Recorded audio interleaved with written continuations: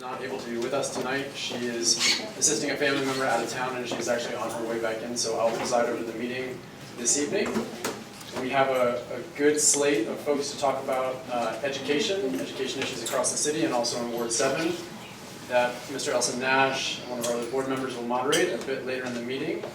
I just have a few quick announcements, and then we'll move right to the crime report, and then on to the education panel, and then we'll circle back toward the end of the meeting to do officer reports and any brief committee reports. So first, while I think many of us enjoyed some time over the holidays to relax and spend time with family, I want to acknowledge that some in our community suffered losses over the holiday period. Hopefully had an opportunity to celebrate the lives of those who were lost. So I want to recognize both the Chandler family and also the Delaney family. Let you all know that Penn Branch is with you and supporting you, and we appreciate you being here. Thank you. Second, quick announcement. Wanted to note that we have not yet received any volunteers for our nominating committee. As you recall, we have elections coming up a little bit later this spring. We need folks to serve on that nominating committee. As a reminder, the nominating committee members go out to the community and look for people who are willing to serve in those officer positions. It's a critical role that folks play every other year. So if you're interested in serving on that nominating committee, or if you can think of anybody who might be a good fit for that committee, please reach out to Elson Nash to my left. If you have questions, you can come to either one of us after the meeting and we can provide contact information. Last bit of news before we move on to the crime report. So at our last executive board meeting, we got some updates from folks around the community that are looking at some new initiatives to spur economic development in the Pennsylvania Avenue corridor. There's a variety of initiatives. There have been several over the years that many of us are aware of. We've talked about them here in these meetings. We're looking at trying to pull together other community associations that are neighboring to PBCCA, that have been involved in past efforts, folks who are championing things now, including petitions to the council about getting a Main Street initiative along Pennsylvania Avenue, and some other things that people have ideas on. And we want to discuss that in an open forum, get the ideas out, have questions, answers, and try to bring together several different community associations and folks who are interested to try to push for a bigger effort going into the spring and summer this year. So stay tuned for more information on that. We might actually call a special meeting in the months ahead so that we have enough dedicated time to talk about the topic, because usually it's something that elicits a lot of views and discussion, and we don't want to take away from our normal business, nor do we want to hold people for 3 hours on a typical Tuesday night. So more information to follow on that. If there aren't any immediate questions on that, then I will invite Sergeant Marable to come up and give us our crime report for the month. All right.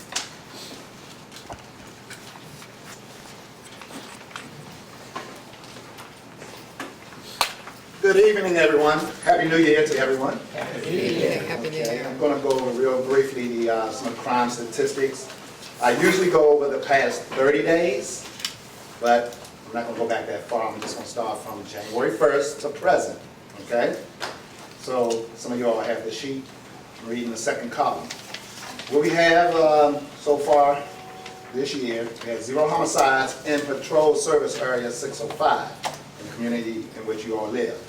We had 0 sex abuse cases. We had 0 robberies excluding gun, but we had 1 robbery with a gun, and that case is closed. We had 0 assault with dangerous weapons excluding gun, but we have 1 assault with dangerous weapon gun. Total violent crimes in the past 14 days were 2. A year ago, the same time frame, we had 4.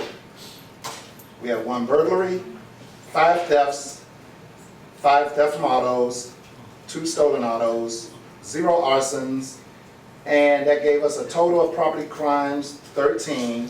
A year ago, the same time frame, we had 12. And total crimes for the past 14 days was 15. A year ago, we had 16. Okay. Also, there's a new news release that was put out by the Metropolitan Police Department from our Public Information Office recently. It's dated January the 9th. It's the MPD's weekly firearms recovery sheet. And it's dated December 30th, 2019 to January 6th. So in that week, this is dealing with gun recoveries in the city.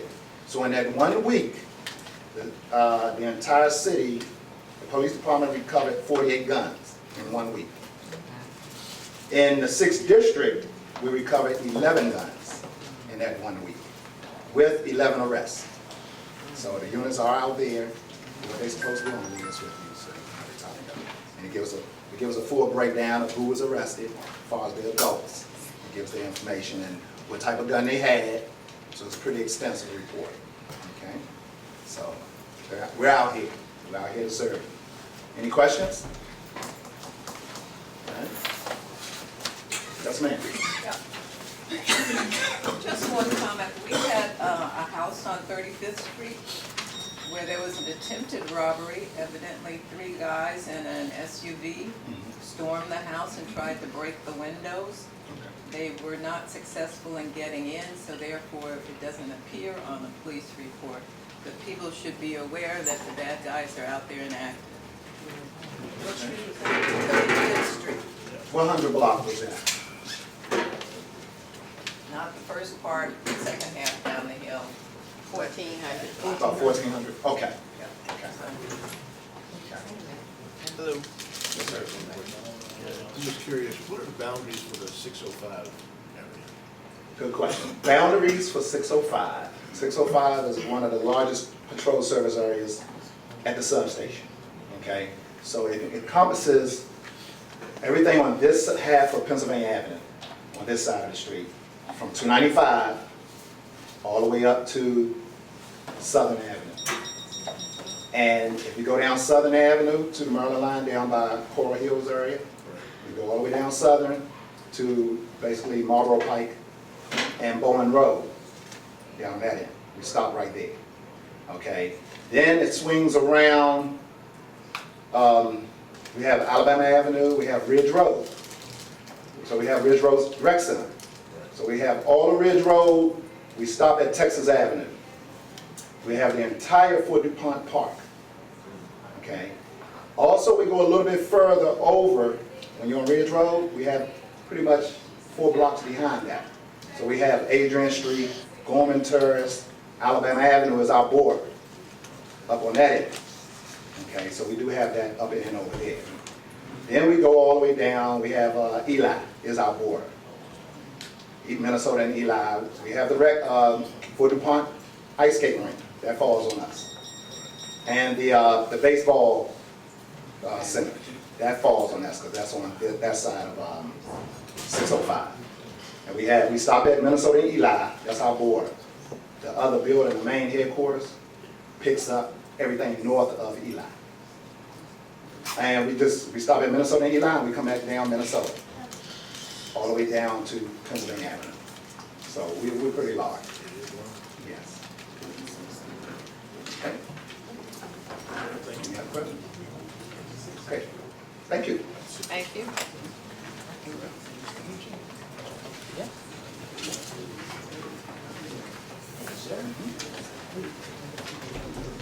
All right, we're going to jump into our education forum. As we mentioned earlier, after the education forum, we'll have the reading of the minutes and then the committee reports. So for a while, we talked about being able to touch base around education issues. We had our senior forum. We also had our students during our last meeting. For our celebration, the students from Duke Ellington. And I have a brief report back. We have one of the students that came that got accepted into Spelman. So that was great. And then that young man, I think his name was Elson Amiri Nash, he got accepted into Brown. So he's going to Brown. Some of the other students got accepted into Howard, so we're still waiting on the students that the schools where they want to attend. They have until May to do that, but just to let you know, our students in Ward 7 are on the move. So with that, we have our wonderful elected member here, Ms. Carrie Williams. Karen, if you all don't know, serves our ward on the State Board of Education. She's done that since November of 2012 and was reelected in 2016. She is currently chair of the State Board of Education's Every Student Succeeds Act task force. Now, I should know about that because I work for the Department of Education. Creating equitable and educational opportunities for all district public students, that is something that is near and dear to her heart. She has worked on education her entire career. She is a graduate of Ballou Senior High School and earned her Bachelor of Science degree in elementary special education from the George Washington University. So with no further ado, I am going to ask Karen to come up, give you a little background on some of the Ward 7 education issues. She'll also give you a brief overview of our wonderful panel. Thank you all for coming, and come on up. Thank you for that wonderful And introduction. the panel, you all can come on up, and we will get this kicked off. Thank you for that wonderful introduction. Before I start, oh, by the way, I'm running again, so be prepared, okay? By the way, I'm running again, so be prepared to support me, okay? Before I start, Ambrose wanted to make didn't you want to make a brief announcement? Everybody know Ambrose, right?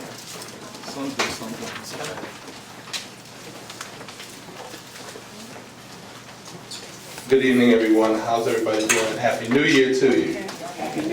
Some of you I know, some of you I do not know. My name is Ambrose Jr.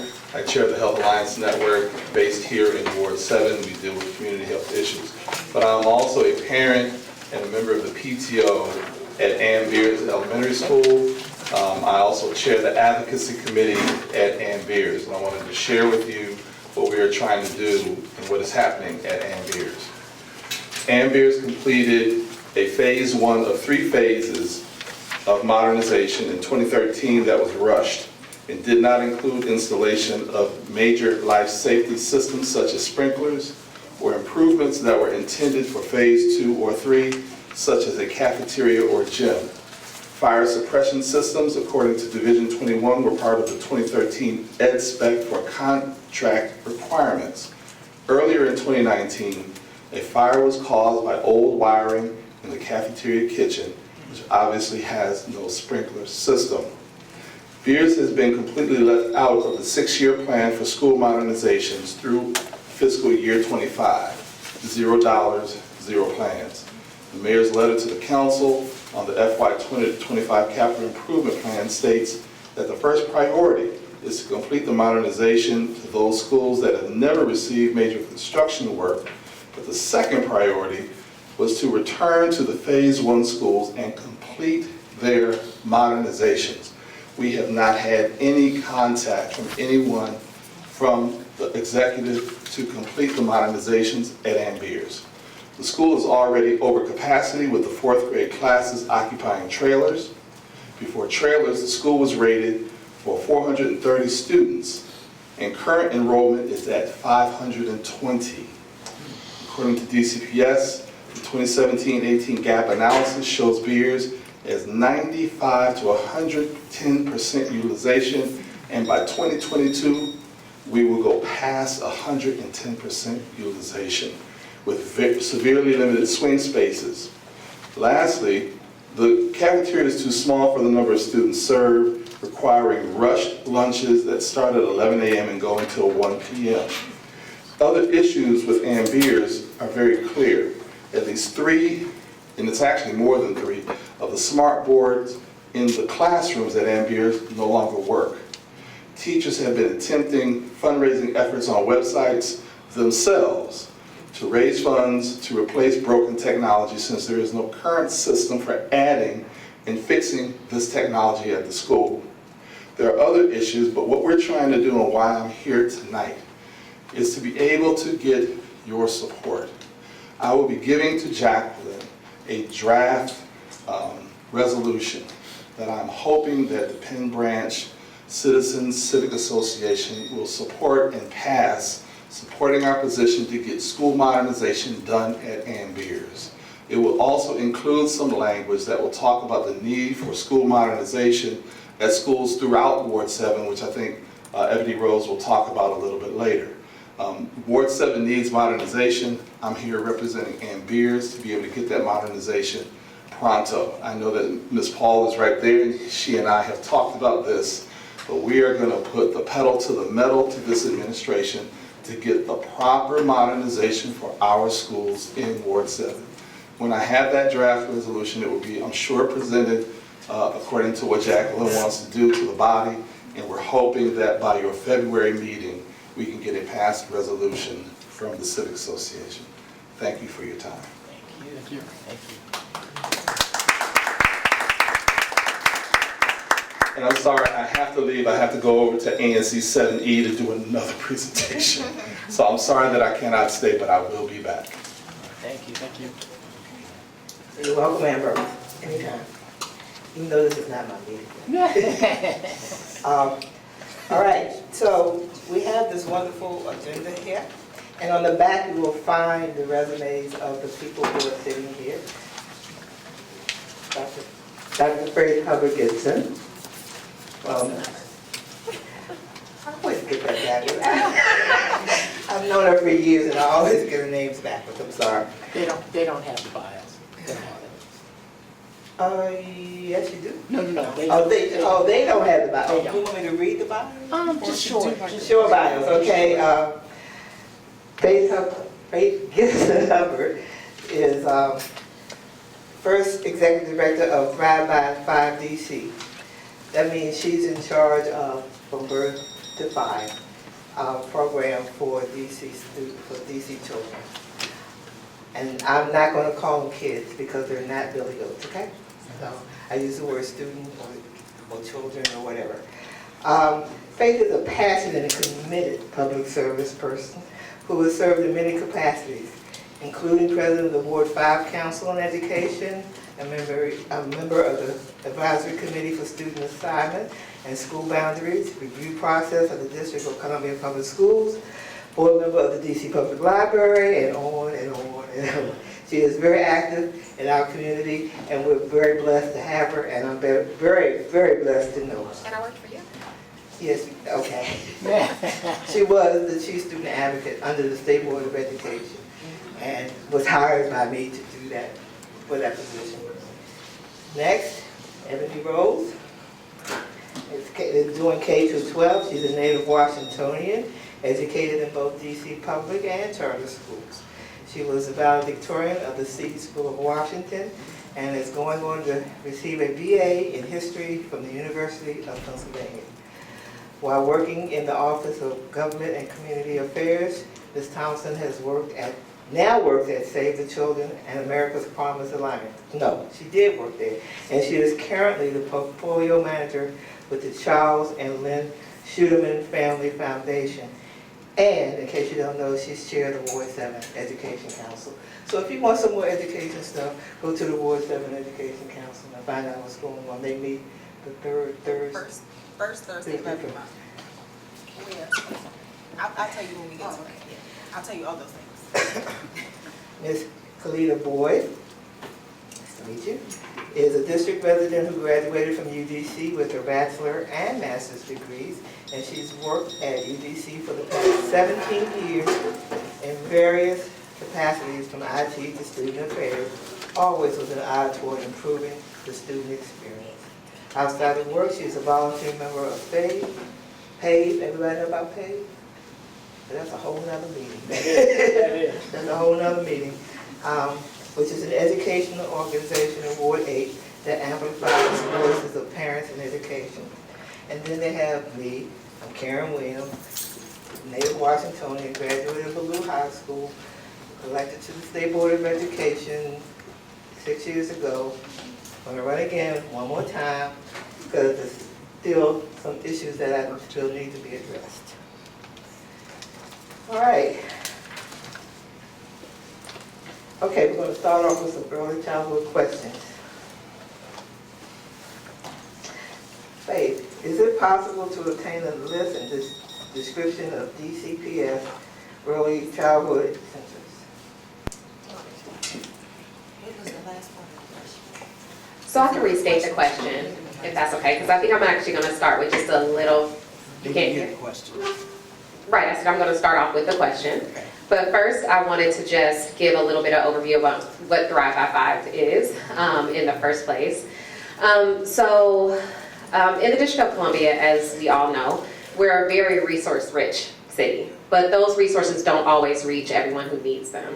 And I think there are a lot of issues that many residents, probably many of you in this room, I know I have a almost 2-year-old and a 6-year-old, and if I didn't work in the capacities that I work in, I wouldn't know how to support my children with their needs. And those were a lot of the things that the mayor heard. And so in May of 2017, the mayor actually created Thrive by 5 DC as an online portal of resources that families could access in order to know what resources were available for them for families who had children ages from birth, so 0 to age 5. Because a lot of times once families get to schools, they have access to, hopefully, we hope, to more resources. And so it was to try to bring those resources to one place where families could be able to access them. But after the mayor had been in office, and I would also say became a mom herself, she realized that there was more that needed to be done. And we also know that in the District of Columbia, we have huge challenges around the area of maternal and infant mortality, health, and just overall, not just survival, but we really want to ensure that families, once again, are having a very good start. And that means looking even further than just once the baby gets here, but what's really happening with the mom and the family as they are planning. And so Thrive by 5, as it is now, was then created in February of last year, when the mayor decided that she didn't want just an online portal, but also an office that would be focused on working to better coordinate and collaborate the things that we are doing inside of government so that we can really show that things are being scaled, what resources are available to families, and so that we can also have greater conversations and have a forum for where we can really talk about what things need to go away, what things should be scaled, and where we should be having better collaboration, and that's both internal to government and external. So I still have that responsibility around supporting families with resources, but also working with agencies and non-governmental organizations around how we should be comprehensively supporting families and partnering in meaningful ways with families. So we still have a website, we have our Thrive by 5 Coordinating Council, and I'll talk a little bit more about that later. But there are opportunities for families, for parents to be on that coordinating council. We have 8 seats for parents on the Thrive by 5 Coordinating Council. I'm also responsible for the Mayor's Maternal and Infant Health Summit, which happens every September, and so many more things. But the question that Karen asked was around early childhood and obtaining lists of early childhood centers. And I do know that a lot of people are familiar with our pre-K system, right? So you can apply in the My School DC lottery, and then your child can either be accepted to a school that's close to you or maybe another school of your choice somewhere else, we hope. It's a daunting process as I've gone through that with my children.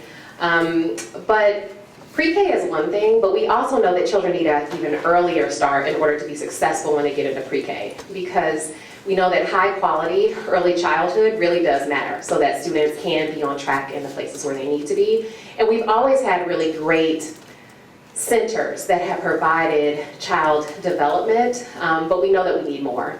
There are a lack of seats in the city. That's something that not only the mayor has acknowledged, but that many, many people have stated for a long time. And so DCPS has also decided to take on this charge of early childhood centers. And there are a couple of them that are close to you, that you probably know, at Ketchum Elementary and also at C.W. Harris. And there are 2 other ones that will be coming online soon at Malcolm X and also at Stevens. And Malcolm X and Stevens are still in some of the planning phases, but all of those centers right now are operated by the United Planning Organization. And so DCPS, while it is something that they have been funding, they know that they are probably not the best people to operate those, and we want to make sure to go to who are the experts, and UPO has definitely shown that they are. So most of that information and obtaining that list is not available through My School DC, because we really want to make sure that those opportunities are available to those communities.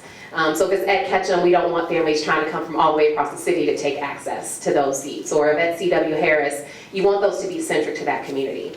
And so to know more about each one of those, you can either reach out to the school directly, or also Sharona Robinson, who I know couldn't make it here this evening, but she is the Ward 7 and 8 Community Action Team member for DCPS. Or you can also reach out to UPO. And UPO has a lot of information around these early childhood centers on their website, because not only do they operate them at the centers that I mentioned, but they have also worked within many of our DCPS high schools in the past around early childhood centers there as well. But lastly, I'll just say OSSE, the Office of the State Superintendent of Education, also has quite a comprehensive list of early childhood development centers.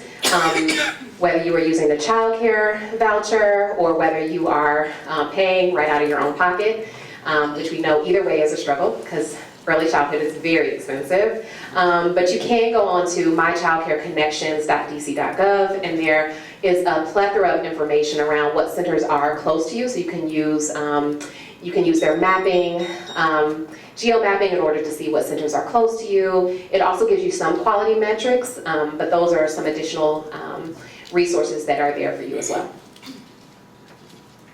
Did you have a question? Ms. Paul.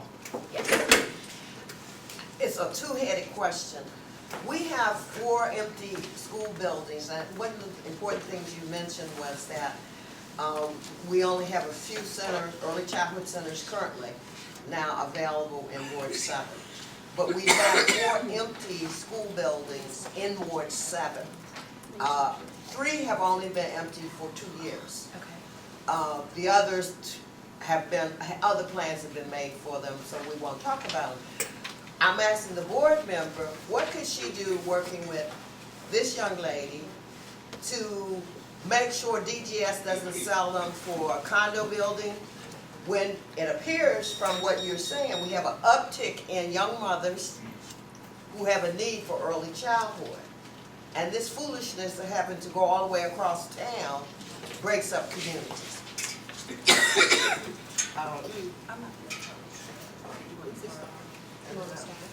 I'll start. Okay, Alberta. The State Board of Education, my husband always says, don't say this, but we don't have that authority in the DC public schools or in the public charter school system to dictate what they do. The buildings are held by DBS, and that is not an agency which we can control. Okay, unfortunately, we have fought for a couple of the schools trying to get them, but so far, the most, oh, I thought you all were talking to me.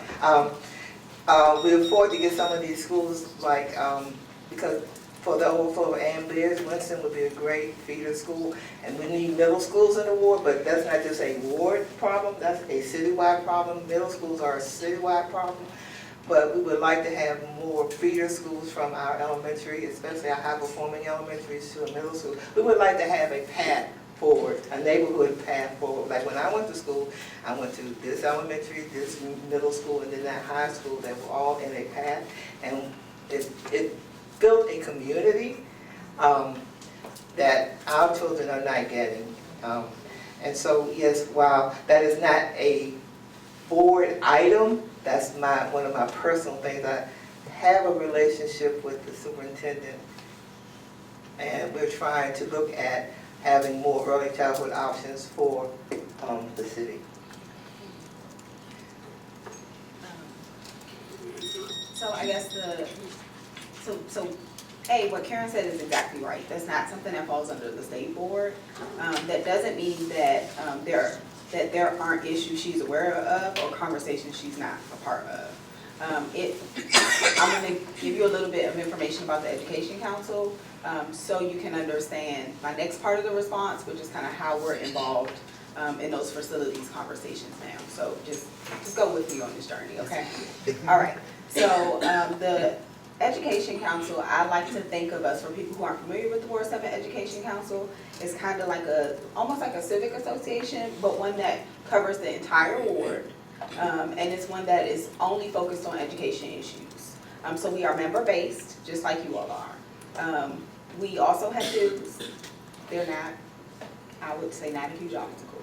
But that's how we count our members. People who can be a part of our Education Council in Ward 7, because each ward does have some type of organization that is community kind of facing or community built. But they're all different organizations and they all function a little bit differently. But for us in Ward 7, if you live in Ward 7, if you have a kid who goes to school in Ward 7, so like I have a friend who she lives in Ward 8, but her son attends school in Ron Brown, she's a member, because Ron Brown's in the ward.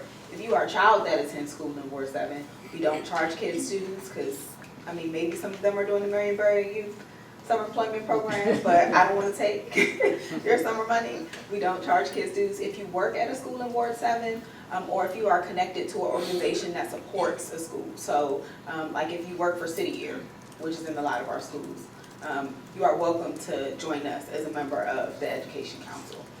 We do meet monthly. I know you asked when do we meet. We meet on the first Thursday of every month at 6:30 p.m.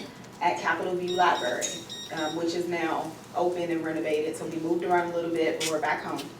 So we will be there every month with the exception of July and August. Not just because my birthday is in August, but that's when everybody needs a little bit of a break, and then we can press the restart button and go back in September. So that's a little bit about the Education Council. For us, we tend to pay attention to things like what policies are coming down the pike, what are different like planning conversations that are happening around schools and education, and then we track the budget pretty carefully every year. Those are kind of the three big buckets of things. We do have, like sometimes we'll do different events in line with those things. Like we did a school fair this year, Penn was at the school fair. Or we do a principal meet and greet every December, because that's also another time that, you know, by December we're all meetinged out. And it's a good chance to actually get to talk to the people you go to meetings with, because they're your neighbors. And so we invite the principals out, so people know who the school leaders are. So we do events as well. All right, so that was the bear with me part. That was all the housekeeping. I'm happy to answer questions about the Education Council itself, kind of after the meeting, so we can dig into like issue questions now. As far as facilities, so the Ed Council has been involved in a decent amount of conversations around facilities for a long time. I actually probably first spent a whole bunch of time with Faith before she had the first child, because I was on the assignment boundary and assignment process. So that was the first process we had, and I guess so he's 6. All right, so that was like 7 years ago, because she started the process with no children. And by the end of the process, there was one child. That's how much time we spent together. That was, I only missed the meeting where I had labor. yeah, and came to every meeting, right? Like, and there was a lot of meetings. So I say that because that was the first time in 40 years where we have redone our school boundaries. And if you think about in the last, and so that was 7 years ago, so 47 years. If you think about the last 47 years, we've opened schools, we've closed schools, we've changed schools into apartment buildings, right? Like we've done a lot of stuff around schools, but we hadn't taken a look and said, hey, like, where are our kids? How many kids do we have? Where are our schools? Do those things line up? So that was a really important process. What that did was and that was right before Bowser came into office, so technically that process happened under Gray. As a committee, we made a recommendation to the mayor. That recommendation happened the January Bowser took office, and she did accept most of the recommendations. She didn't accept all of the recommendation. Some of the things in that recommendation were actually around feeder patterns, and making sure, because a lot of people showed up and said, hey, like, we want to know, like, if I still have a Shih Tzu, but if the Shih Tzu was a real boy, and he wanted to become, I don't know, an astronaut or engineer, how can I chart his path, right, from pre-K up through 12th grade? It's really hard to do in DC right now, and that's across DCPS and charter, okay? So that's one thing that was happening. With that, we've had a couple more processes. After that, we got what is called the PACE Act. So like Ambrose referenced and Beers, and the fact that it has a phase 1 modernization. We started doing school modernizations. If you think about it, we redid all our high schools, right? Like what's used to be the Tower of Power, and we have a whole new Dunbar, and they look beautiful. But we did the high schools first. And then we trickled down and we started doing middle and elementary schools. And some of you might, depending on how much attention you pay to the budget process, but what would happen is school communities would show up, and some communities would show up more often and a little bit louder than others, and schools will move up and down the modernization list. when that was happening, what we were doing was also we were doing phases of modernizations, and there's no real definition for a phase. There is now, but at that point in time, there was no real definition for a phase. So a phase for we have a lot of schools that both the communities weren't showing up and screaming at the council every day, because if you're like me, you probably have a job and you can't get down to the council every day, right? So we had schools that were later on that list that then started to get phase ones at the end of that process, and then the process changed because what we did, and I think, honestly, if I'm going to be honest with you, and I should be honest with you, honestly, that wasn't a great way to do school modernizations. Because we have a lot of schools that got phase ones and they were rushed because they're over a couple weeks during the summer. And then we said, no, we're actually going to do full school buildings. So like Kimball. So the police officer outlined what our service, the PSA service, I actually live in 605 too, but I live on the other side of the park. Kimball, we did in 3 years. And if you haven't visited Kimball, you should visit Kimball because it's an amazing building. I was on that 15. The problem with that though, that's good for schools that are getting modernized now. Those are the schools that hadn't been touched. That's not great for schools who had started to be modernized. Because when we put in the, and if you have questions and you stop me and you're like, this is too far of a journey because it gets a little wonky. What we stopped doing the phase ones. And we also said, you know what, because people are jumping the line, we probably need some rules around this. And part of that criteria was like, when was the last time you got some type of investment? And so, since we were at the back of the list, we had schools that had literally just gotten their phase ones. We had 5 of them. Amber's is one of them. Noble Thomas is one of them. J.C. Knoll is another one of them. Who am I missing? Plummer is another one of them. You probably saw Plummer on the news this summer. Not having heat, it was a summer school. I mean, not having air, it was a summer school site.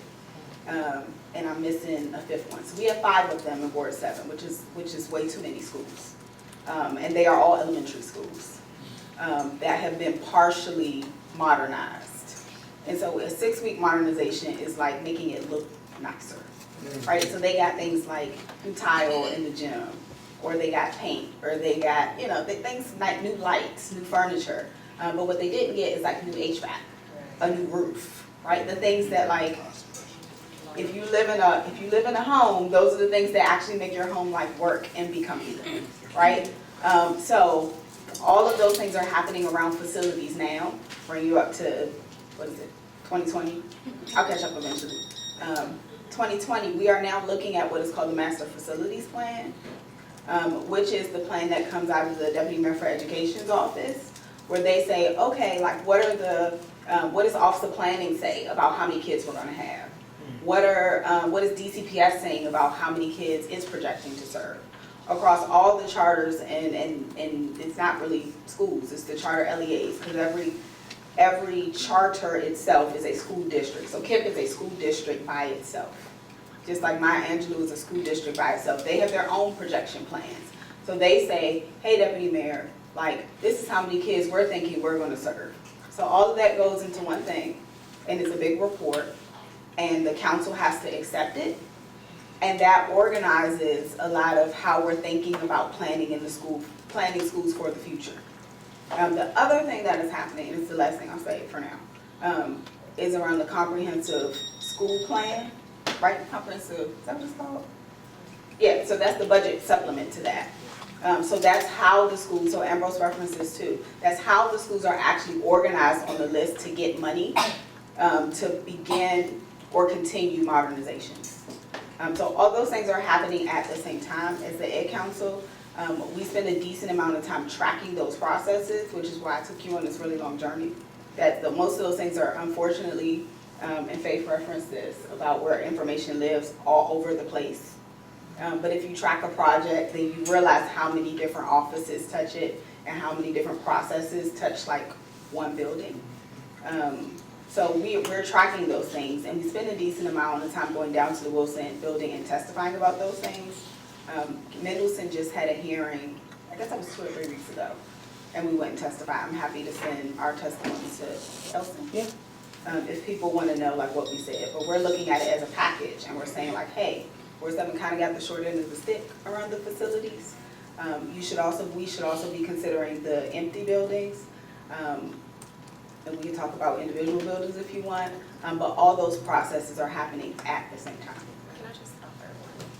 I just wanted to offer one thing in conjunction with that, because I think everything that Ebony Rose just mentioned is absolutely true for our pre-K through 12 system, right? But when you talk about the projections that were done in order to get to some of the early childhood programs within DCPS and why they decided to go into that business and why a lot of other places are deciding to do that, a lot of that is separate from that process and really does connect back to the comprehensive planning that we're doing out of the Office of Planning. And then also a lot of stuff that's also connected to my husband's work at the Department of Housing and Community Development around just housing and development in the city and affordable housing and where we will need these centers. There's a gap whether you need affordable childcare or whether you're a millionaire. And I think that is one thing that I remember when I was in the Hunger Games trying to find a child development center for my children.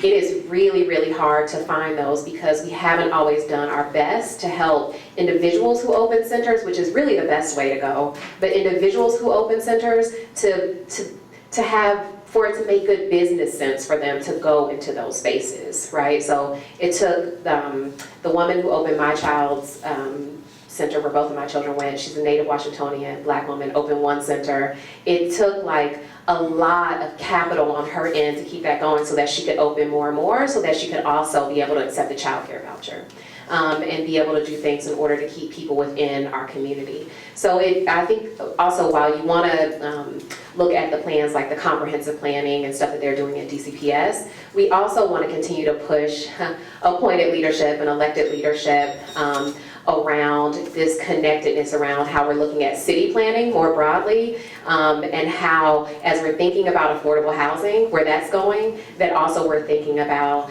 the families that we know are coming here, what other needs do they have, right? So a lot of people show up and talk about grocery stores, or they talk about, I know you all know about grocery stores,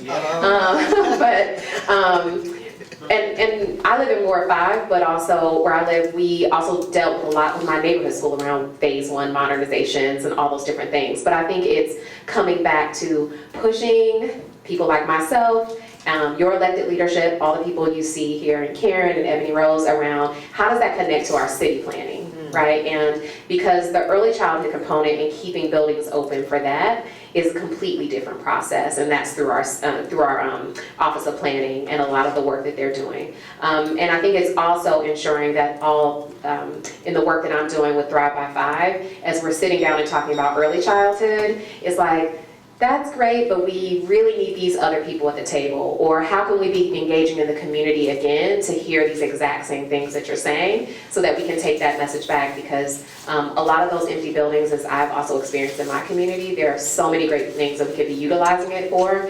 And a lot of times there aren't always the right people in the room listening to those conversations. So Elson reached out to me this morning at 5 a.m. To come, and here I am because I do want to hear exactly those things so that I can make sure to take that back and we can be thinking about that.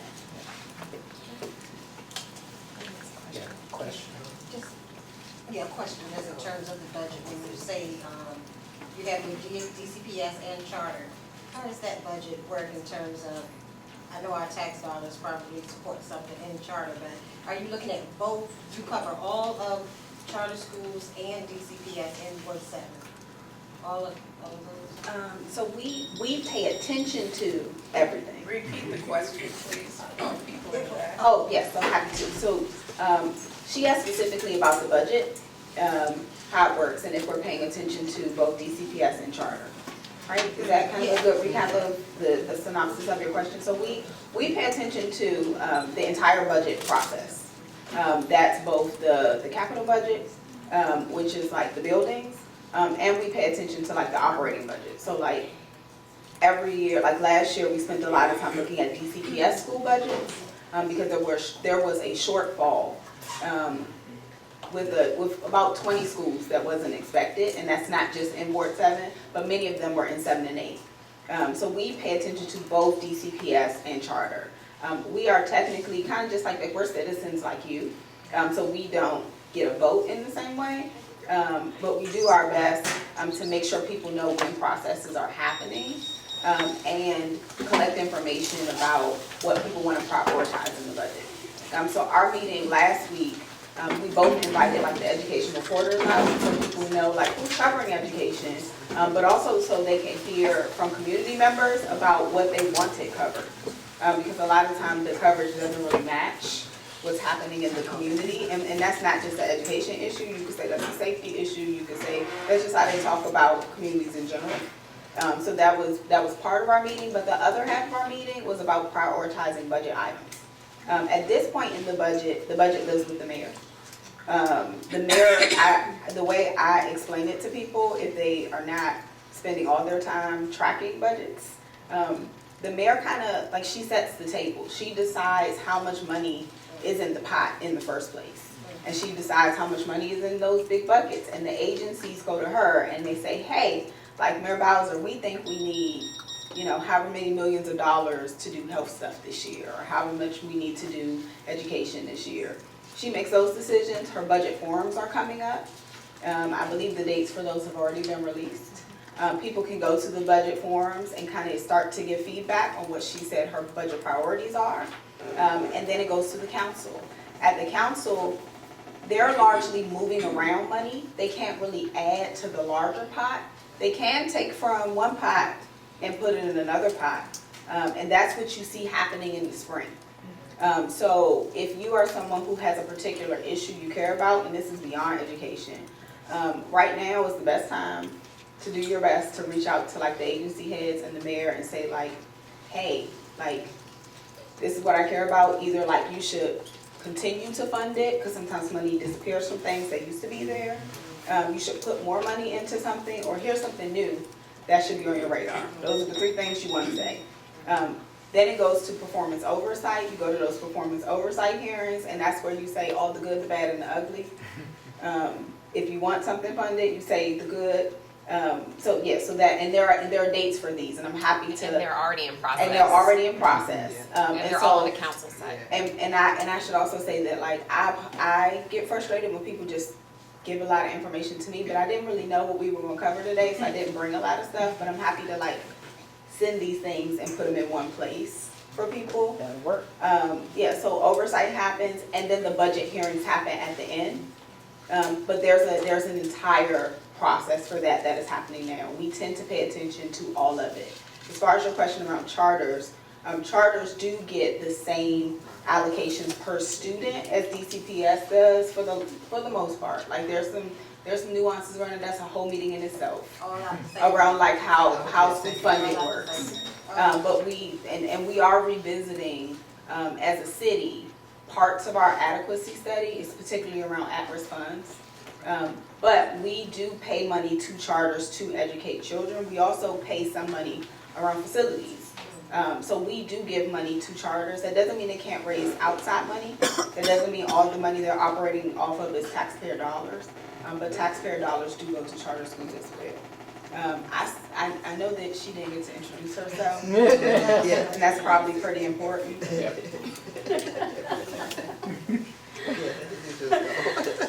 Thank you. It's like, you gotta take the mic. That's fine. Good evening, everyone. My name is Kalia Boyd. As Karen stated earlier, I'm from the University of the District of Columbia. I'm representing a colleague, Director of Outreach for local area issues. However, as she stated, I've been at the university 19 years. I'm a third-generation alum, and I have two sons that also attend the university, currently computer science majors. So, yeah, they picked the right person. Yes, we did. Yes, we did. I am a resident in Ward 8, so when you spoke about PAVE, Parents Amplifying Voices in Education, it is a community organizing and advocacy group that I also do on my other job for myself because of the issues concerned that I have in Ward 8. So I'm kind of twofold on both sides dealing with education. I'm here to answer some questions regarding the community college. It says here, is UDC now considered a community college? And are there certifications or continuing education programs at UDC? So University of the District of Columbia is a university. try to explain that to the high schoolers in this area because they're quite familiar downtown, and they do see the community college. So presence of what we see and our children are observing in our communities are important. So I definitely would love to see the university branch off in various communities, not just our community college. However, that's not my charge. So I'm going to get back to this. The community college does offer its residents, as long as they are 18 and over, workforce development, which is free for all DC residents. So when you speak to young people, if they say that college is not for me, you can say great, because the community college at the University of the District of Columbia has workforce development, and that comprises of students taking training courses that are 8 to 12 weeks. So a lot of our young people do have 8 to 12 weeks that they can sit down and get transitioning into the workforce. And so we sell them on that piece. It's at the community college because while they're there, more than likely, they'll run to other college students who would then inspire them to continue, because the workforce is usually immediately placing them into jobs and making them career ready. Whereas the community college then takes those residents and then encourage them to go further within their job, not just at entry level, but hopefully continuing. So we have 5 pathways in which the workforce development and community college work very nicely together, especially for government employees. Not just the entry-level government employees, I'm also speaking of the government employees who are looking at this wonderful thing that a lot of us middle workers now, which we can have, called retirement. So we get a lot of those senior government employees who are also looking for entrepreneurial opportunities, who also take advantage of the community college workforce development programs. And so there are several industries within workforce development, and they range in IT, in which you can learn and get certifications in A+ certifications, network security, project management. Yeah, I saw some heads go up on that, because I know a lot of people spend like 1,000 plus trying to get certified in project management. But if you are a DC resident, you can get that for, everybody say it together, free. We love free, right? I know I do, especially with 2 kids in college. Yes, ma'am. Can you repeat how to get there, please? Get where to? Management part. A project management?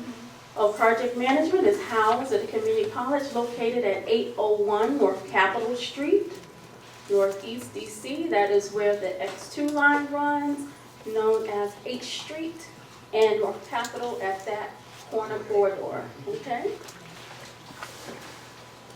And like I said, you only have to be 18 years of age and just have proof that you are a DC resident, which could be your ID, as well as your voter registration or so forth and so have you.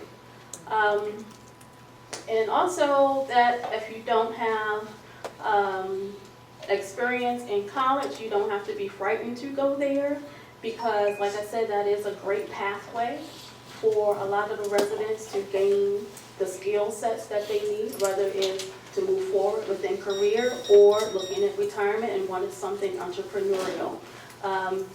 IT is one, healthcare is another, because you can do billing and coding and things of that nature within healthcare, patient care, medical office assistants, and so forth and have you, as well as HVAC technicians.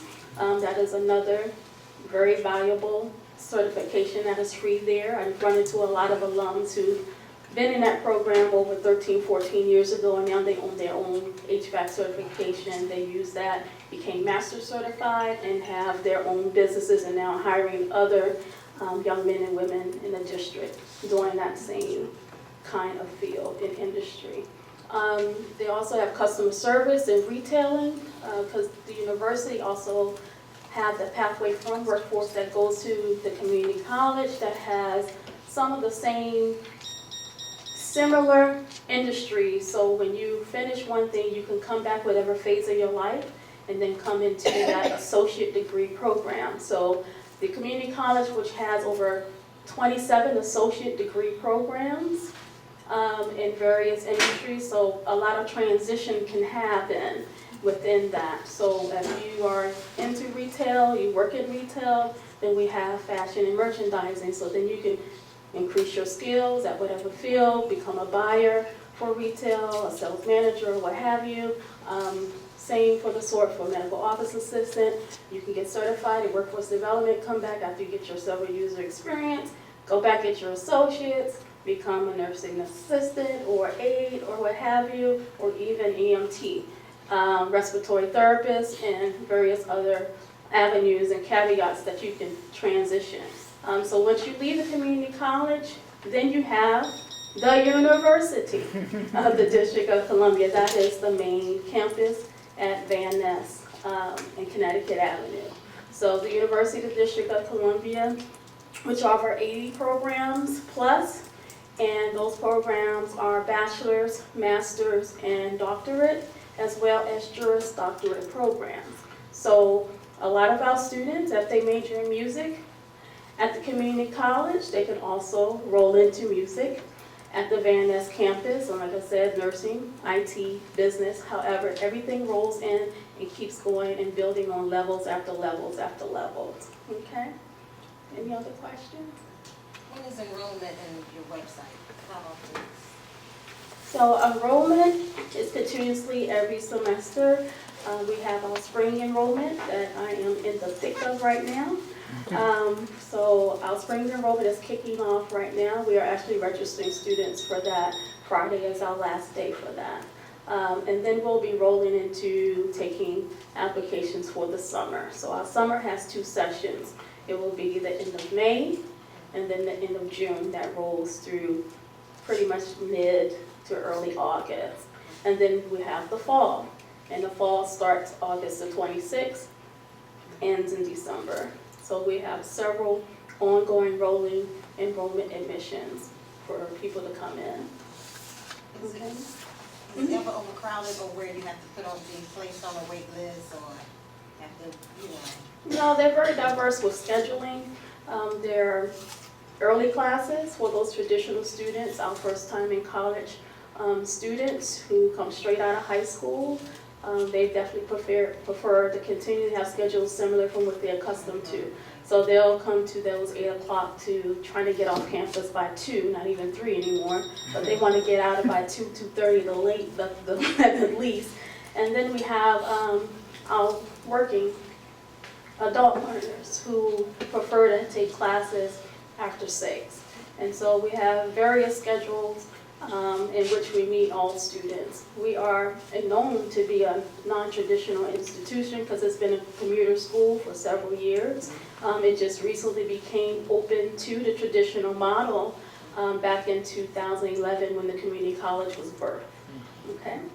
Yes, ma'am. do you all offer online courses? That is something that I'm advocating for to the fullest because what I'm running into is this. I'm running into when I go out to the government agencies, and I'm talking about our own primary market, DC government employees. I'm finding that a lot of DC government employees love this thing called online classes the most. The non-traditional model has not worked for them, and it's interesting for me as someone who goes out and recruit high schoolers.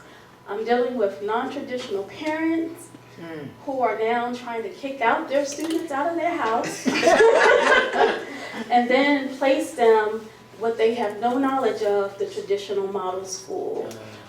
So I have a lot of interfacing with a lot of parents who don't understand about the traditional model of the FAFSA and what that's about. What we call cost of attendance. So it includes, okay, your child is going to Spelman or FAMU or what have you. Are you prepared for that child to eat 3 meals a day? Are you prepared for transportation? Are you prepared to deal with the things that they're going to have to deal with, mental health? is one thing that we push because a child has to have, if you're in a family or anybody there, they have to make sure their mental health is sustained because we find kids come back to the district as transfer students and they are very depressed. And they're depressed because they feel like they were set up for failure from the start. And so our transfer students rates have been increasing over the last 3 years, and we've been dealing with a lot of mental health issues from that group and population. So the president had charged and worked with PAVE, the other organization that we promote mental health and trauma support, that we've been trying to get the district to support funding in all schools because it's very real. It is very, very real. So we try to inform the non-traditional parent as much as we can about the traditional model school and let them know that the university does have housing. The university does have Greek life. The university does have 5 athletic teams. The university does have a lot of different things that parents who haven't been there in a long time aren't knowledgeable of. And I think the weakest point is that we don't have billboards within the city of our own state school, which I get disheartened about because I see Temple Hills go right by, Temple University drive right by my school, Marymount and all these other schools, UMGC, you name it. We see it up and down Connecticut Avenue, but we don't see as much the University, the District of Columbia around our own city. However, the mayor has been committed to making sure she supports the university, so she does have myself and a colleague join her and accompany her at whatever venue. So we do appreciate having that because that's something even at that level, the university hasn't had since the 90s.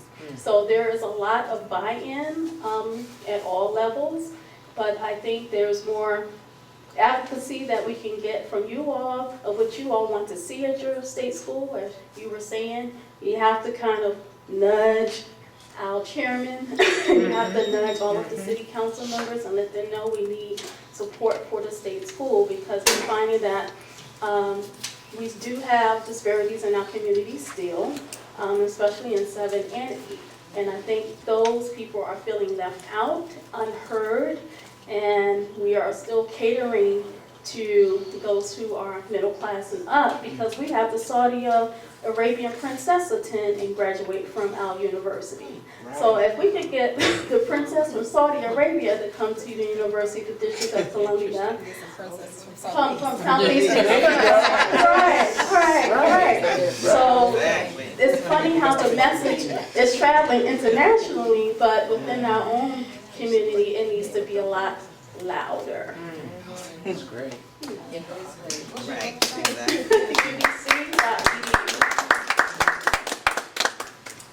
Yes, ma'am. I enjoyed your presentation, but I have a question for Ms. Rose Thompson. Yeah, I know what's coming. Concerning the performance oversight that you do you include in that teacher turnover rates? Because that is a great concern, it seems. Losing teachers at an alarming rate. You know, they're coming in like 4 and 5, when they're coming in staying just a short time and then leaving. And you know, in the old days, you had kids in your family that had the same teacher for 2nd grade, maybe the same for 3rd grade. There's no more of that, except maybe west of the park, where the schools have pretty much stayed intact. But I'm concerned about this instability of losing teachers so fast. And I understand it's a high rate in this ward in particular, Ward 7, maybe Ward 82. So that's a great question. We as the Education Council, we do have teachers who attend our meeting. My mom is a teacher. She teaches at Kimball. She's a UDC alum. And so like teachers bring this up a lot. We also have a couple board members that are teachers. Right now, that issue is actually in front of the state board. Yes, that's something. And so Karen can give you more details about what's happening in front, like she's the best person to tell you what's happening in front of the board, but it is not something that's a new issue. It's something that I think a lot of people have been bringing up for a long time. But I'll defer to Karen to tell you about exactly what's happening in front of the board right now.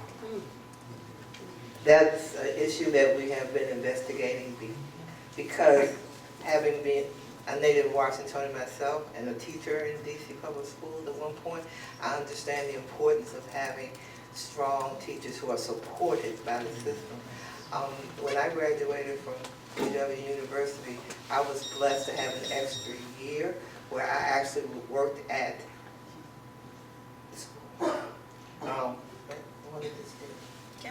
Kimball for a year as an apprenticeship with another teacher.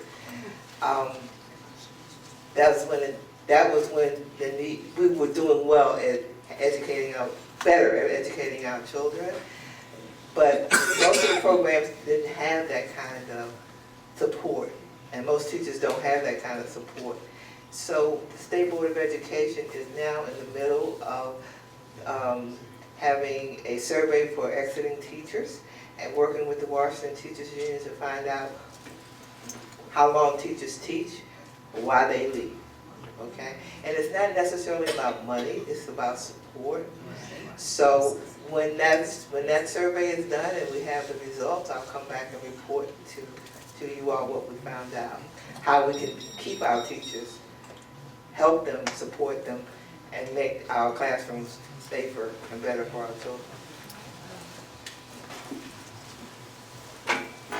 So I know Karen mentioned earlier that I used to be the chief student advocate for the District of Columbia and then used to work in this space a lot. I think one of the areas in which you can probably offer support immediately, because I know surveys take time, you want to look at the data, is around what your school budgets, and I know we were talking about budgets, but what your school budgets really look like already within your individual community. So Ambrose came and talked about what the capital budget looks like and making sure that things are in the capital budget. But when you look at schools' individual budgets, a lot of times the reason why teachers are leaving, because I was a teacher and I couldn't wait to leave the classroom, not because of my kids, but because I never had any time to be professionally developed. I never had a coach who was coming around to help me with different things.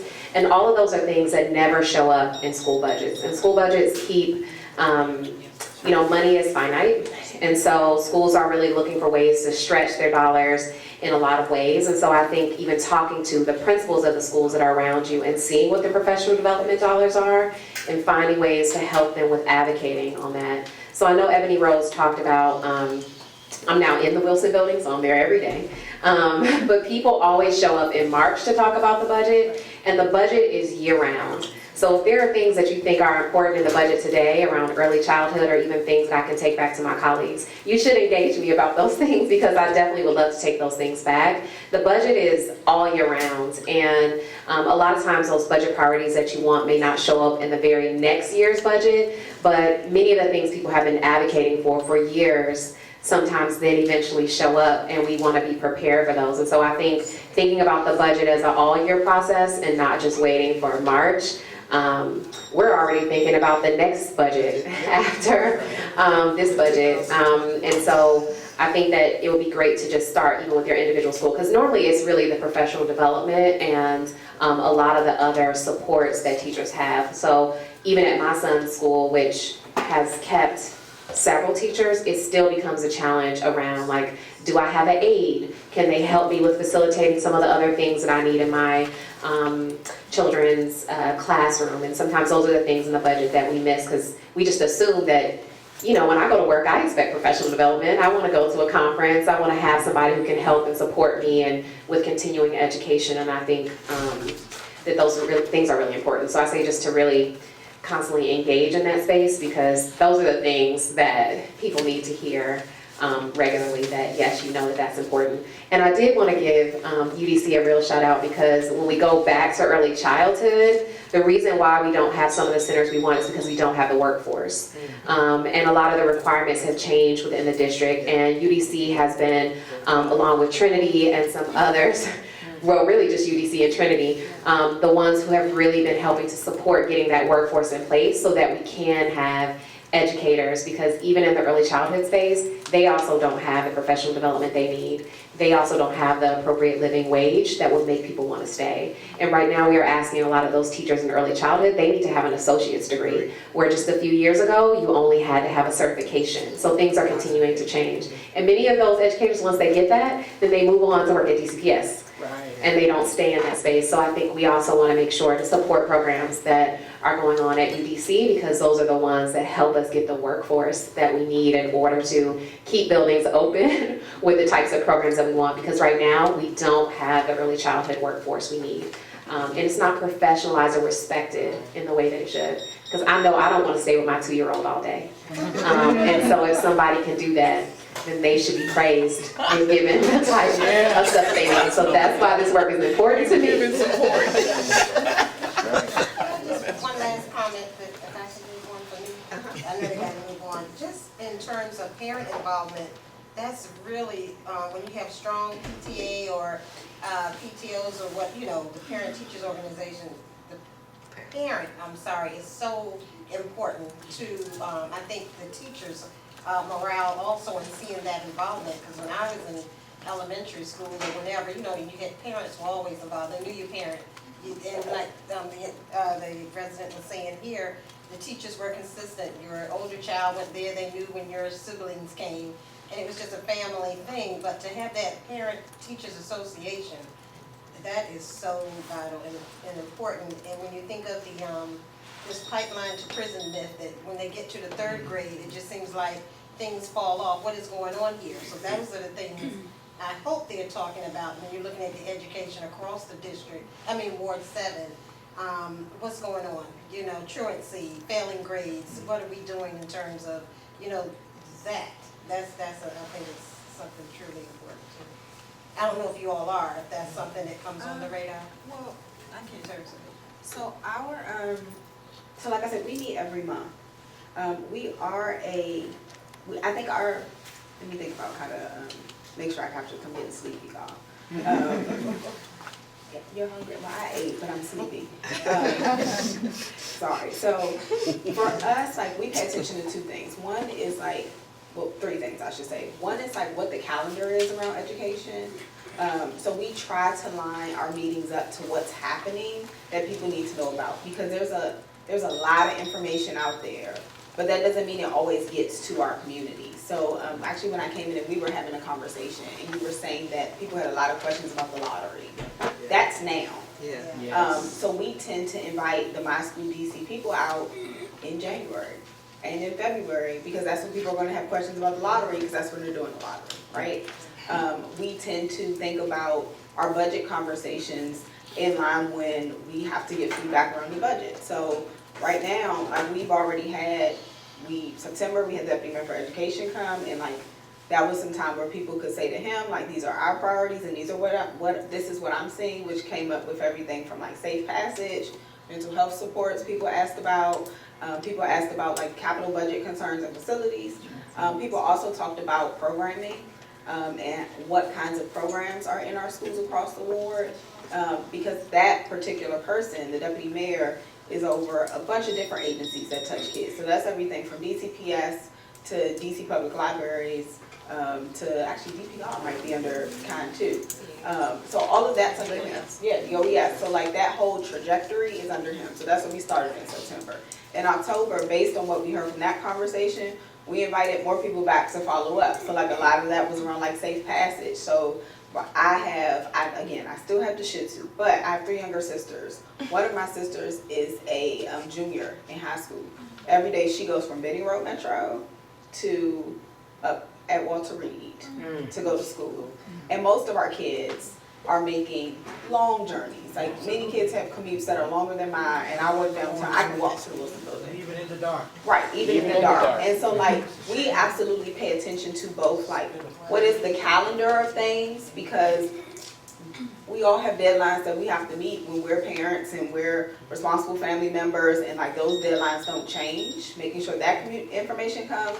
But also as a community, when we hear people saying the same thing, hey, my kid's traveling, and this is happening along the way, or I don't know who to talk to about this, or we actually had 2, maybe 3 shootings between 2 meetings, right? And they were pretty, and so we could not talk about kid safety. Because you can say what you want about anything that's happening in the classroom, but if we know that there was literally a shootout one day that affected 3 schools, 3 of our schools had to go on lockdown just because of the trajectory, we can't not talk about those things. So our topics do change, but they are both kind of driven by like the timeline of the city, so people get that information in a timely fashion, what's happening real time in our community, and what are the things that we just want to make progress around over time. Because sometimes things don't just get resolved really quickly, like conversations around buildings and facilities. Like, I was on Kimball's SIT team for 4 years, I think, and I was having conversations. I've been through 3 principals, on my 3rd principal at Kimball, trying to get the building back, and this principal has been there 3 years, I think. But like, those things take time, right? So it is both the, what are the things that we want to make progress around over time in our community, what's happening right now, and then like, what are all the deadlines and timelines around education. One final comment, and I'll shut up. That's a problem too, the transportation patterns. But back to the other problem I was mentioning about the teacher turnover. I worked in the system years ago as teacher and administrator, and I was away from here for a number of years, but kept up with what was going on. And I have observed that almost the entire experienced teacher force was decimated at one point a few years ago. And I don't know any corporation that trains staff and then gets rid of them all at once for some reason, some unknown reason or another. And so that's what we're suffering from. And then some of those teachers I come in contact with when I go to retired teachers meetings, and somebody's always coming trying to recruit us, come back into the schools and teach. When a lot of them were there, would still be there if it hadn't been for something that went wrong a few years ago, and it kind of caught some of us asleep at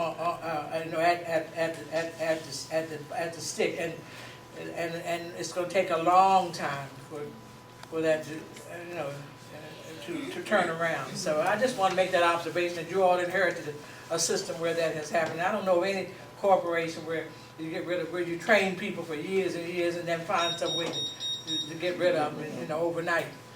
And that's what's happened pretty much to our school system in these wards over here. It hasn't happened so much on Ward 3.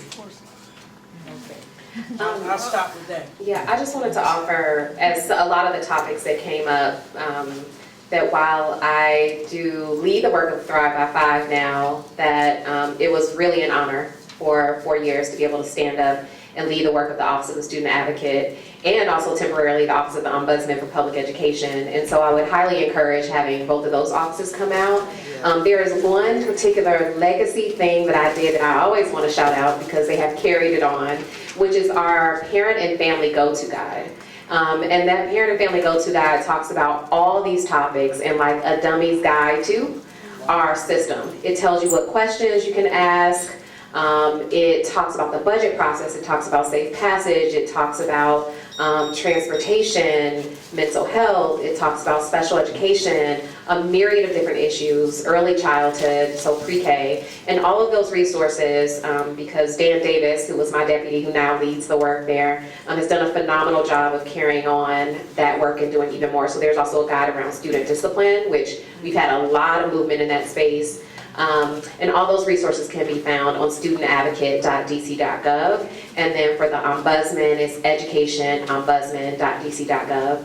And for the last 5 years, we have put out reports which have talked about many of these things. So teacher turnover, we talked about student discipline, and a lot of those things that were highlighted in those reports have gone on to really make a real difference in some of those things. And so I would highly encourage utilizing those resources, because whether you're in a DC public school or whether you're in a public charter school, those offices both work to support families and community members who would come with concerns as well. So I would recommend having them come out. And the Parent and Family Go-To Guide, I'm sure Karen can bring you some copies, and the Discipline Guide, but it would be really helpful in like just having a place where you can go, and it'll also connect you to other resources as to where you can find out more information about that. I had left some information about the various programs that we have at the community college, as well as the flagship on the table. I'm not sure where they were placed, but I had put that information, okay, as well as the admission requirements, because they are different.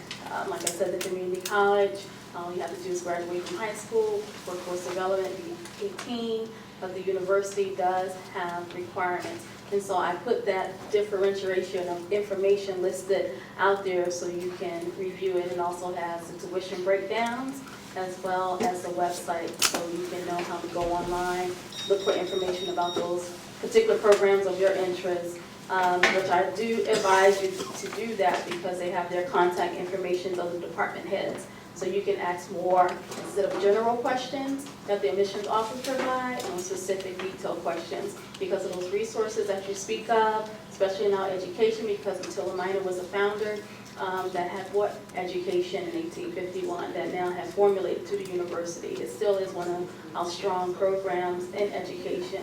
What I find very, very interesting is that a lot of people don't know you can get a master's degree for free in education from the university, and there are other scholarships that you can get toward completing your education degree there at the university. So it's still one of those strong programs and best kept secrets that we don't want to keep it a secret because we know there's a lot of work to do within the community, within the schools, and we definitely like to see our residents be the first choice of a selection of picking being within the community, so we can alleviate all this turnover that we have been experiencing, myself included, because my youngest son is 10 and he has special needs. So that's a nightmare for someone who has special needs, and that was a nightmare for my oldest son, but he had a learning disability. He's graduating, but you don't want to see and experience turnover when you're dealing with kids who are trying to deal with their own insecurities and transition.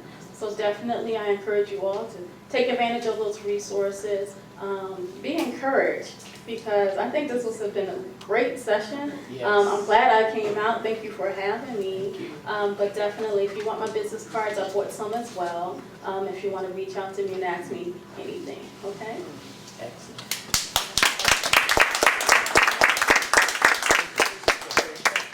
Can I make a suggestion?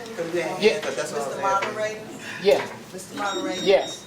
One, if you could get electronically their link on our webpage.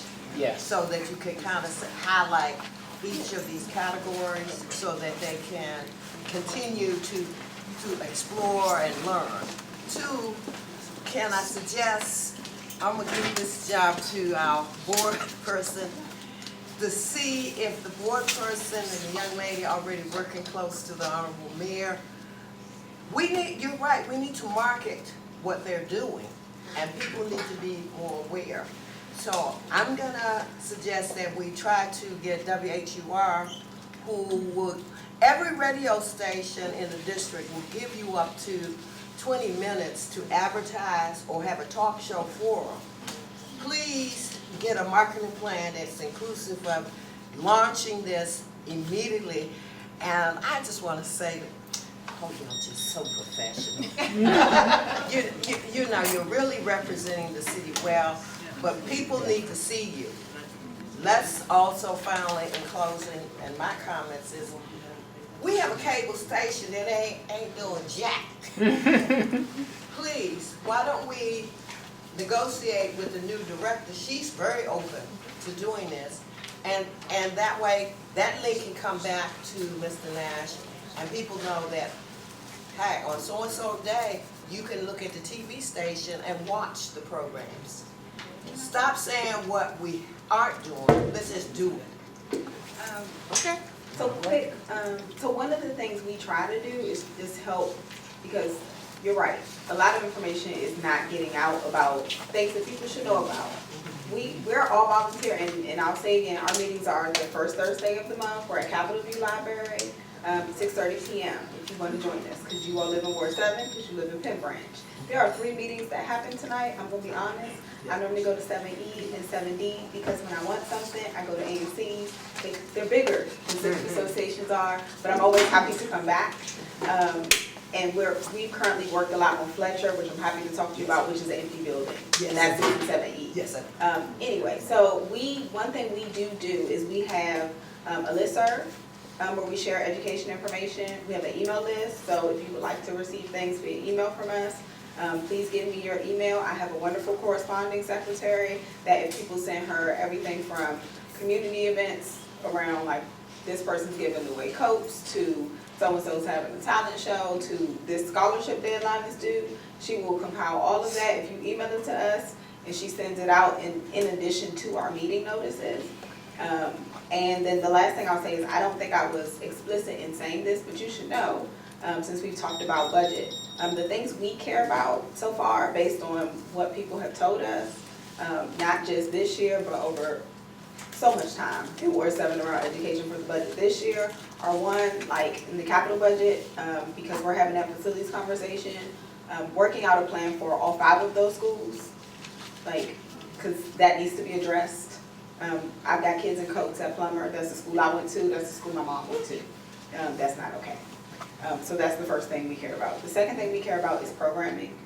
So making sure we don't see huge cuts to schools like we did last year. And we can have a whole sidebar conversation on what school funding looks like. But in Ward 7, we actually don't have a lot of the, what I like to call marquee programs that people go looking for in the lottery. We have one Montessori school. We have one school in DCPS that is language immersion. We have one charter that's language immersion in Ward 7. So we don't have the same kind of like programmatic. That's not to say there aren't good things happening in schools, but you can't identify them as easy because they don't have those labels on them. So thinking about where money is around programs, thinking about safe passage and what we're putting into that, and then like mental health and trauma. Those are the 4 things we care about this budget season. If you care about any of those things, and or if you're having any issues around those things, please let me know. Our email address as an organization is ward, W-A-R-D, the number 7, ed@yahoo.com. More than one person checks that email address, which is why I give it to people. You can email me, but I'm not as quick, unless you catch me on a really good day. But like, so multiple of us check that. So please, like if you're on Facebook or Twitter, we're on Facebook, we're on Twitter, we're on Instagram, and we actually have a website. So we do our best to share information. If you all are having things in the community, send those things to us as well, because we try to at least do our part to help bridge those gaps. What's the email again? It's Ward, Get my pen. and I'll write it down for people too. But it's Ward, the number 7, the letter is ed@yahoo.com. You say E as in? E as in Ed, well, it's literally Ed, E-D. So E as in, I don't know, eagle, and D as in dog. Can you tell I was in the military? 7 E. Not by that. Word 7, ed@yahoo.com. Okay, Ward 7, E. Yes, ma'am. At ED. I'll write it down to make sure. Okay. And lastly, I'll say for Thrive by 5, our website is Thrive by 5. So the full words, so Thrive by, and then the word 5 at dc.gov. That's our email address. And then our website is very similar, thriveby5.dc.gov. We are also responsible for the Mayor's Maternal and Infant Health Summit and the Maternal and Infant Health Initiative. And so our website, dcmaternalhealth.com, also has a plethora of resources in that space. And so I definitely encourage you to take a look at all those resources. If there are things that you feel are missing, I would also tell you to let me know. And we'd be happy to add. Also on the thriveby5.dc.gov website, there's information about the Thrive by 5 Coordinating Council, which is a mayoral appointed council. And there are agencies, but there are also seats for parents and community members. Right now we have 8 seats for parents, and only 8 of those seats have been filled. 4 of the seats out of 8 have been filled. So we have 4 that are still open. And you would go through the mayor's office on talent and appointment in order to receive that appointment. But some parents don't want to do that, as I wouldn't want to do that if it wasn't my job. So we have other opportunities, because sometimes that just seems like too much. So we have other opportunities for parents who also, or community members who want to get engaged, and that's through our Thrive by 5 working group. And that is a advisory committee to me, really as a kitchen cabinet for Thrive by 5, in order to make sure that we are still really connected within the community and are reflecting what the community is saying. So it is definitely an office that was the vision of the mayor, but that vision was informed by people like everyone in this room, and we want to continue to have those connections. So if you are interested in any of that, you can definitely visit our website, and there'll be more information about all of those. And the next Maternal and Infant Health Summit, the Mayor's National Maternal and Infant Health Summit, will happen again in 2020 on Tuesday, September 15th in 2020. And so we look forward to even more great conversations around maternal health and early learning. So it's not just about the baby getting here, but also what are we going to do with our kids once they're here? How are we going to support families? And our focus will still be on that early learning, but also workforce development, which is really important.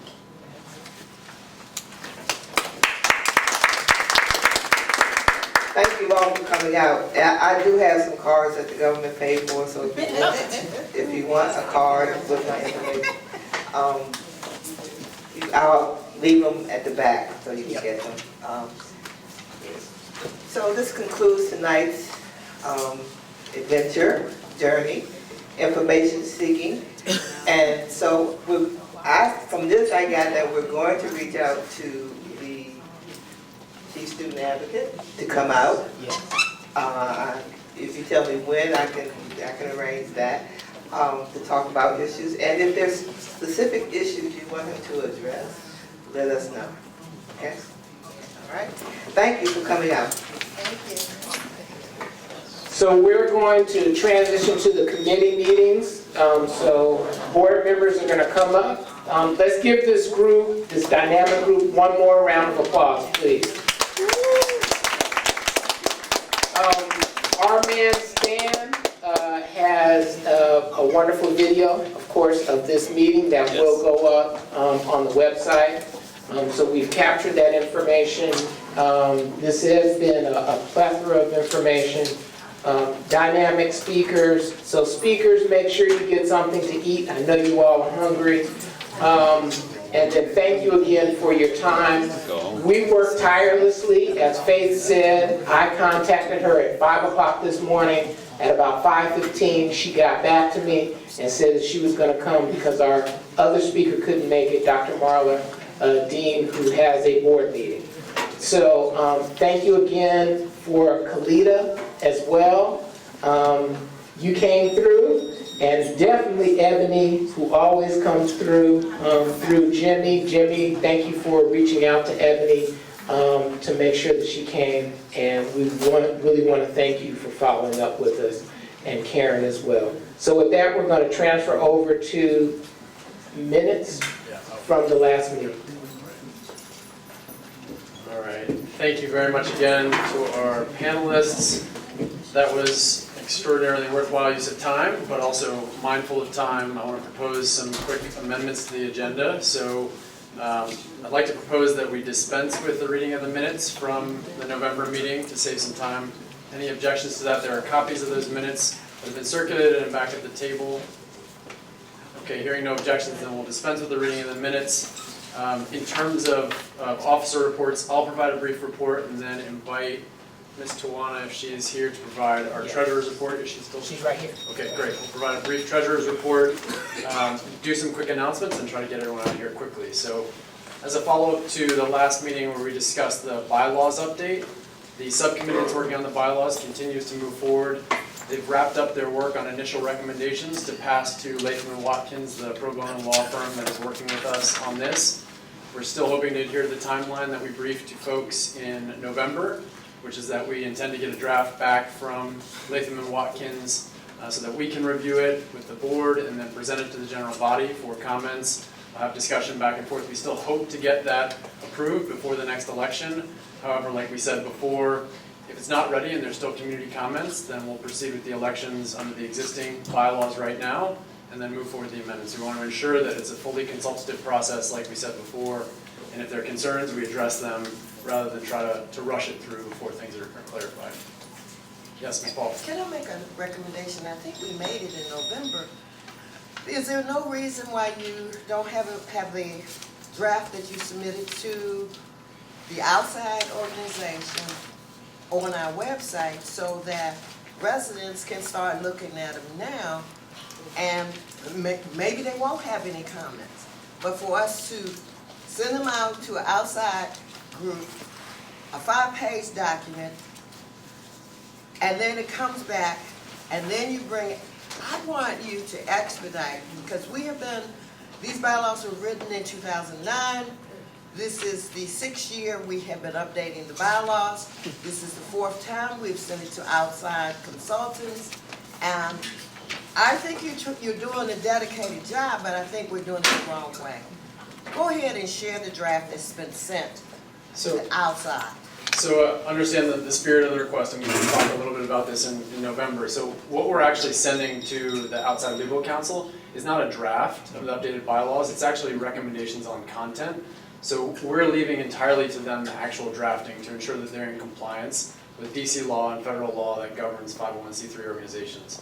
So those are just their initial recommendations that we're sending. So it's not something that's ready yet to be shared, but like we did promise before in November, we will share the updated draft and we'll make it annotated so that it shows anywhere that we propose changes to the existing bylaws. And we did, as a subcommittee, we worked from the existing bylaws and only proposed changes based on what's there, and then the law firm is going to help us to ensure that we comply with DC and federal law. And excuse me, and I'm not going to make this long-winded, but sir, 2.5 pages are the laws, and I understand that part. I'm not going to practice law without a license. 3 pages are operational. They're ideological. They're things that we said we want to have a president or vice president. That's not a law. We want to have these committees. That's not a law. The types of committees, the description of the committees, those are not laws. We want past administrators to support incoming. That's not a law. I'm just saying again, sir, that the non-legal component, which is very clear, and if you have a task force with lawyers on it, they can say to you, here are the recommendations that went, and here is the operational pieces that we're thinking of as a board that you would do, because 99% of the time, the lawyers are not going to suggest what your committees are. They're not going to suggest you could add even different officers, like Sergeant of Arms. We don't have one. These are exactly the discussions that we've been having. So I'm saying to you, think hard, task force, about how to expedite this movement. 2009 is 2020. 4 times it's been out. Through the same process you just shared, sir, and we never get there. So I'm going to be prayerful. All right, I think we're going to get there. All right, thank you very much for the comments. Anything else? If not, then we will go to our charter's report.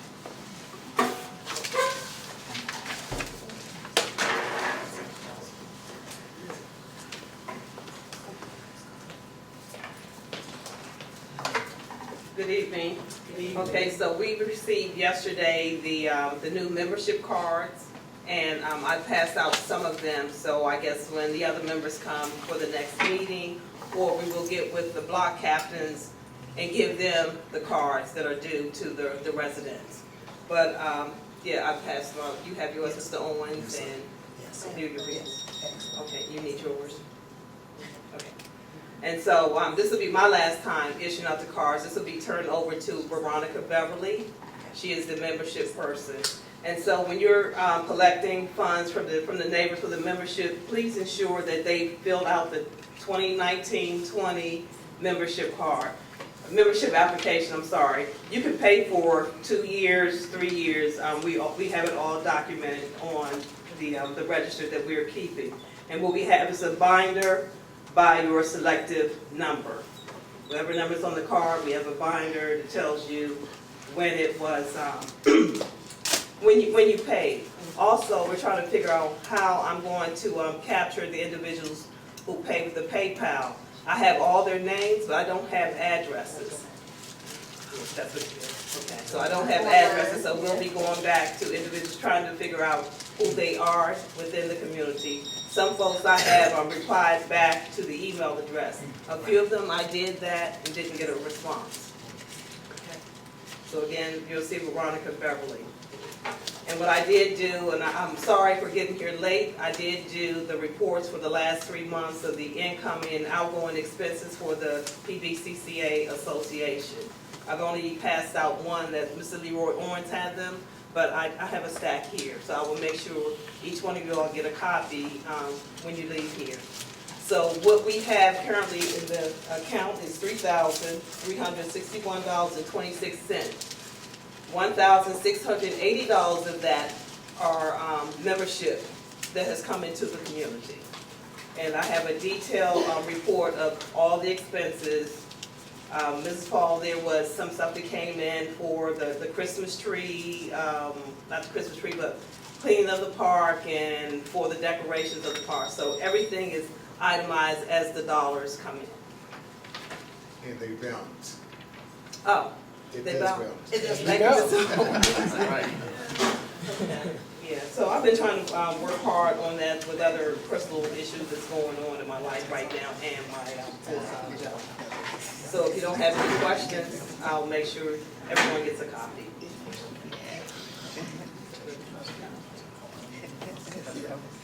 Could you get some help to find those people?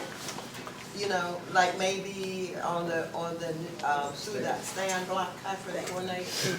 But, I mean, I didn't mean to say it like that. Yeah. No, I'm trying to reply back to the PayPal email addresses, but some of the folks are not giving me the information. Oh, well, yeah, and I think you should do a shout out on the website. Oh, okay. Yeah, I'll tell try Jack that. See if they respond, or your next newsletter. Say, we're looking for you. Okay, I'll tell You Jack. know, just make it fun for them. But So, real quick, in the interest of time, so that we can get folks out, in terms of correspondence, we've got next month, we'll focus on Black history. After that, we will do some of the small business roundtable. As Kyle mentioned, we'll also follow up with economic development and Main Street, bringing those groups together for a special forum. Ms. Paul, did you want to come up to talk about O Street quickly? Yes. Because with the newsletter not being out yet, we wanted to make sure that folks were aware of the hearing that I believe is the 23rd. the 23rd, In summary, the community, the Public Works Committee members first want to thank the Legislative Committee Chair Laura Richards for her tireless efforts in assisting in the drafting of the O Street Wall legislation and helping to get it before our great City Council. The City Council hearing that will now make sure that the city puts up money to buy any of the vacant lots that still exist in front of the Old Street Wall on January 23rd, 2020. Again, the hearing is Thursday, January 23rd, 2020. The time is 11:30 a.m. I ask people who are going to participate, please make sure you get there about 11. It's in room 120 in the John Wilson building. As a community, we need all residents to plan to come either to testify in support of this initiative or merely sit in the council hall to show Ward 7 is in the house and we mean business. One of the things I'm saddened to say is now 2 houses are really about to be condemned. One is already condemned. One was built in 1999 when we were fighting to get the wall rebuilt. They gave them the idea that if they used some roundabout engineering schemes, they would be safe. That house has failed and fallen off of all of its footers, and the family has lost that property. They can't afford estimated $545,000 to have a crane come in, lift the house up, rebuild the engineering pumping system, and place it back down. The second house is Ms. Banks. Many of you knew them. I worked hard with them, and they have been through many efforts given alternative places to be that are just as good as what they actually built. The bottom line is we gotta not build on unsafe, geologically unsound areas. And the whole problem started with building on the right side of Old Street in the 3200 block. This has been a hard effort.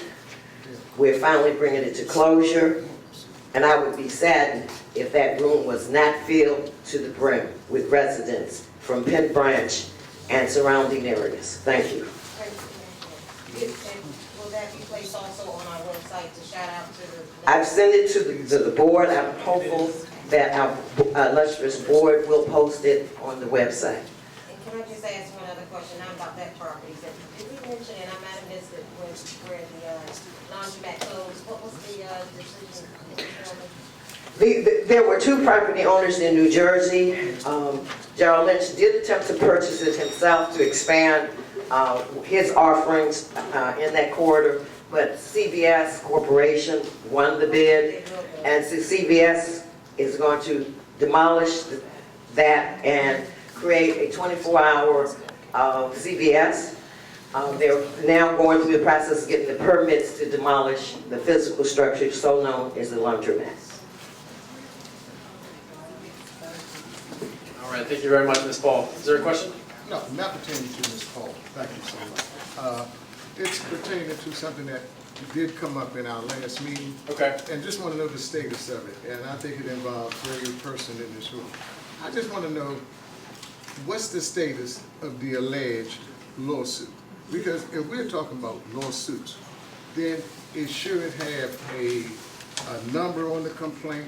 It should have a civil document number, a caption, who versus. And if that doesn't exist, then we are not talking about a lawsuit. We're just talking about an argument. And that's, is there a lawsuit? Is there a document? There is. Ask the question. So there is not a lawsuit right now. So there's not a lawsuit? No. Correct. So you're talking about the O Street wall? No. So to make sure that folks I'm are up talking to in speed. terms about the alleged lawsuit that things were referred to as a lawsuit, some bogus law firm was attempting, and I'm paraphrasing, to extort money from this organization. And So, we're back and forth. I'm happy to clarify and recap if you don't mind. What's that? So I can recap for everyone what the situation is and give an update. Okay, so several years ago, previous board members, as part of the association, when 7-Eleven, and Jimmy, feel free to jump in. Yeah, why don't you just let me do that?